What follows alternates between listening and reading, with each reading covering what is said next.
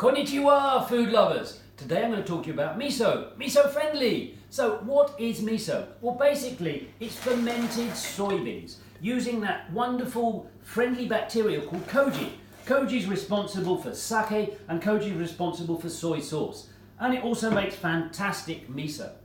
So basically in miso, when the koji is put, it's a natural fermentation using that friendly bacteria koji, and that turns the starches into sugars and then into amino acids that are really good for you. So we have two misos here today.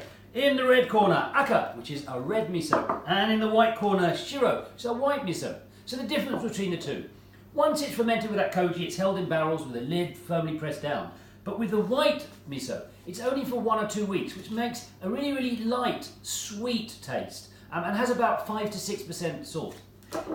With the red miso, this is held for maybe 1 or 2 years, so a much fuller bodied, almost Marmite-like taste, but lots more amino acids that are really good for you. About 10 to 12% in terms of those salt content.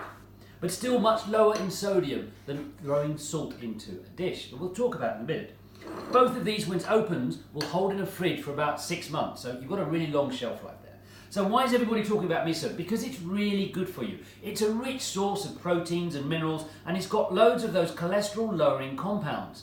And they boost the antioxidants that you can find in soybeans.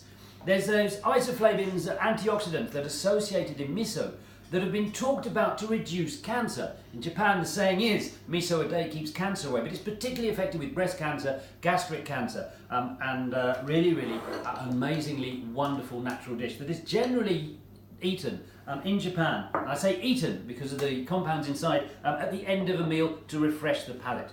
So what can we use it for? Well, it is much lower in sodium, as I just mentioned, so it's perfect for Western cooking.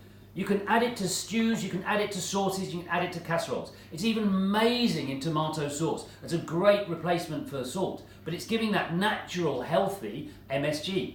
So it's really fabulous in cooking. In Japanese cooking, simply add some mirin, which is sweet sake, a little bit of mustard, a little bit of the white miso makes a superb dish. You can also put it onto pork and roast the pork that way, and you can use it with tofu and grilled tofu. So a fabulously useful piece for the kitchen, very, very healthy for you.